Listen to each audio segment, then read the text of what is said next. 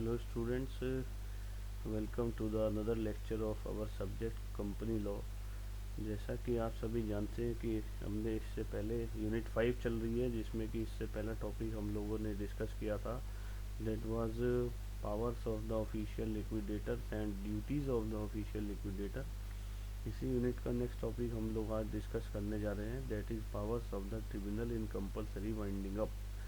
तो as we have discussed earlier that there are two types of winding up, one is compulsory winding up and other is voluntary winding up by the officials or members of the company। तो आज हम इसमें पढ़ने जा रहे हैं powers of the tribunal in compulsory winding up. That जैसा कि आपकी स्क्रीन के सामने मेंशन है, the tribunal enjoys very wide powers in relation to the compulsory winding up of a company. These powers are, तो सबसे पहली पावर प्रोवाइड की गई है, that is power to stay winding up proceedings. The tribunal may at any time stay the winding up proceedings on the application of the official liquidator or any other creditor or contributory.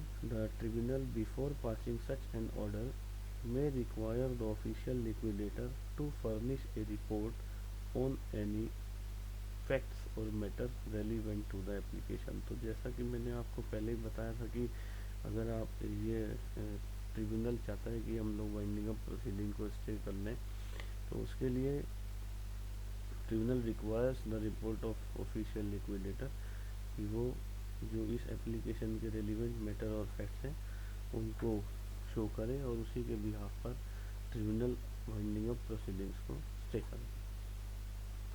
Next is power to settle list of contributaries. The tribunal has the power to settle the list of contributaries and to rectify the register of members. Third one is power to require delivery of property to the liquidator. The tribunal is empowered to require any contributory, trustee, receiver, banker, agent, officer or other employee to pay, deliver or transfer to the liquidator any money, property or books and papers in his custody or under his control to which the company is prima facie entitled. Tribunal is empowered, जैसा कि आप देख रहे हैं, to require any contributory, trustee, इनमें से कोई भी उनको ट्रिब्यूनल ऑर्डर कर सकता है कि वो पे करें, डिलीवर करें, ट्रांसफ़र करें लिक्विडेटर को किसी भी तरह का मनी, प्रॉपर्टी और कोई भी बुक और पेपर जो उन लोगों की कस्टडी में है, उनके कंट्रोल में है, to which the company is prima facie entitled. That is the third power to the tribunal. Power to order payment into bank. The tribunal may order any person who is liable to pay to deposit the money into a public account of India in the Reserve Bank of India instead of paying it to the liquidator. कुछ किसी भी तरह का money और ये कुछ भी ऐसा which he is liable to pay, कि वो रिजर्व बैंक ऑफ इंडिया के पब्लिक अकाउंट में डिपॉजिट किया जाए। The next power is to exclude creditors not proving their claims in time. ये भी एक पावर है, power to exclude creditors not proving their claims in time. वो सभी क्रेडिटर्स जिन लोगों ने अपना जो क्लेम है वो with in time period, with in prescribed duration जो है उसको प्रूव नहीं किया, तो उन सबको एक्सक्लूड कर सकता है tribunal. The tribunal has the power to exclude creditors if they fail to prove their debts or claims within the time fixed. तो जैसा मैंने बताया कि within the time fixed means कि जो भी प्रिस्क्राइब टाइम पीरियड था उसमें वो क्रेडिटर्स ने अपना क्लेम को प्रूव नहीं किया, तो उन लोगों को क्रेडिटर्स की लिस्ट एक्सक्लूड किया जा सकता है ट्रिब्यूनल के द्वारा। And power to adjust rights of contributories. The tribunal has the power to adjust the rights of contributaries among themselves. It can also distribute any surplus among the persons entitled thereto। तो दोनों तरह की power है कि वो rights को भी adjust कर सकता है और किसी तरह का कोई सरप्लस अगर है, कुछ एक्सेस अगर है, तो वो इन सभी पर्सन जो उसको लेने के लिए एंटाइटल्ड हैं उन सब में डिस्ट्रीब्यूट भी कर सकता है। जैसा कि इसमें मेंशन है आपके सामने, the tribunal has the power to adjust the rights of contributaries among themselves and it can also distribute any surplus or excess among the persons who are entitled thereto. Next is power to tribunal to make powers of tribunal to make calls. The tribunal may at any time after making winding up order and either before or after it has ascertained the sufficiency of the assets of the company, make calls on all or any of the contributors to the extent of their liability.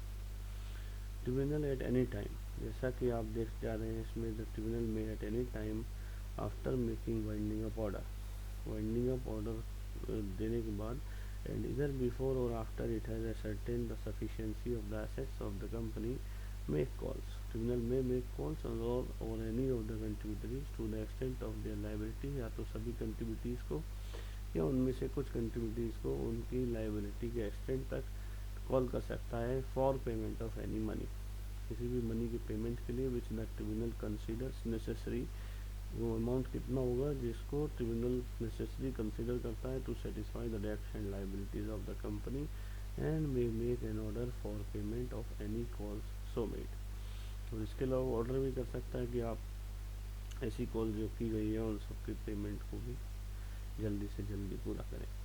Next power is to power to summon persons suspected of having property of the company. ये एक power है tribunal की कि वो किसी भी ऐसे person को जो सस्पेक्टेड है in the eyes of tribunal, उस पर्सन को या पर्सन्स को समन कर सकता है जो हु आर सस्पेक्टेड और who is suspected of having property of the company. The tribunal has the power to summon before it any officer of the company और पर्सन नोन और suspected to have in his possession, possession means custody, कि tribunal के पास power है कि वो समन कर सकते हैं उस आदमी को या उन पर्सन को, before it any officer of the company और पर्सन नोन और suspected to have in his possession any property और बुक्स और पेपर्स ऑफ द कंपनी। वैसे पर्सन को या पर्सनस को, इफ़ वन और मोर देन वन, तो इन सबको समन किया जा सकता है जिनके पास जो सस्पेक्टेड हैं कि उनके पोजेशन में, उनकी कस्टडी में कंपनी की कोई भी प्रॉपर्टी, कोई भी बुक या कोई भी पेपर अवेलेबल होंगे। Next is power to order public examination of promoters or directors etcetera. The tribunal has the power to order public examination of promoters, directors and any officer of the company if in the opinion of the official liquidator a fraud has been committed by any of them।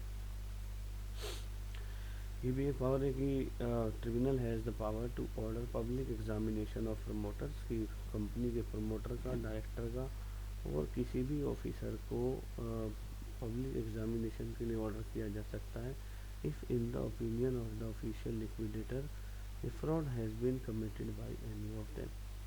Power to order arrest of absconding contributors। The tribunal may order the arrest of a contributory if it believes that he is about to quit India। अगर ऐसा feel होता है, realise होता है, believe करता है tribunal कि वो इंडिया को क्विट कर रहा है, छोड़ रहा है, और टू एब्सकॉन्ड और to remove and conceal any property for the purpose of avoiding payment और अवॉइडिंग एग्जामिनेशन, कि वो पेमेंट से अवॉइड करना चाहते पेमेंट को या किसी भी तरह के एग्जामिनेशन को, किसी भी इंक्वायरी को, तो ट्रिब्यूनल एक ऐसा ऑर्डर पास कर सकता है कि उसे अरेस्ट कर सकता है और एब्सकॉन्ड कर सकता है, और या वो किसी भी तरह के पेमेंट से या एग्जामिनेशन से अवॉइड कर रहा है। Next is power to order dissolution of company. The tribunal may order dissolution of the company where the liquidator reports that the affairs of the company have been bound up completely or that he can not proceed with the winding up of a company for wants of funds and assets or for any other reason.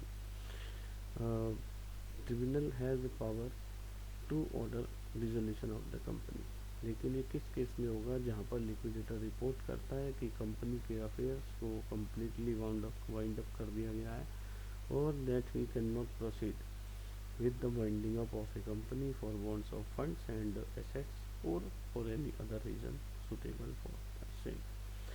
Next power is power to declare dissolution of the company void. तो आप देख रहे हैं point number 11 में company को dissolution का order भी पास कर सकता है, tribunal has sufficient power for the same.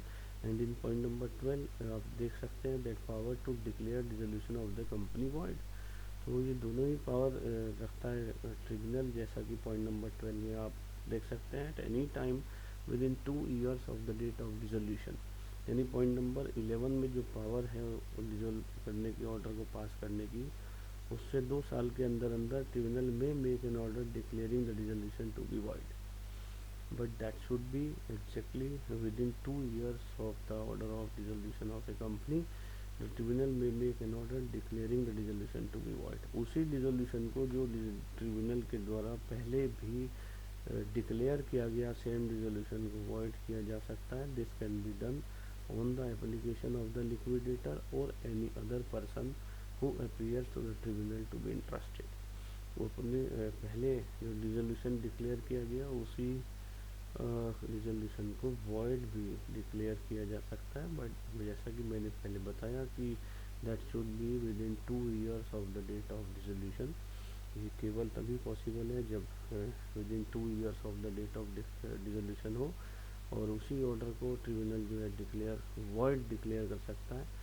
जैसा कि आप पढ़ रहे हैं, this can be done on the application of the liquidator और any other person who appears to the tribunal to be interested. So all these powers are here of tribunal in case of compulsory winding up. आप देख रहे हैं ये 12 points हैं. Power to stay winding up proceedings, power to settle list of contributories, power to require delivery of property to the liquidator, power to order payment into bank, power to exclude creditors not proving their claims in time, power to adjust rights of contributaries, power of tribunal to make calls, power to summon persons suspected of having property of the company, power to order public examination of promoters or director, and power to order arrest or absconding contributaries, power to order dissolution of company, as well as power to declare dissolution of the company void.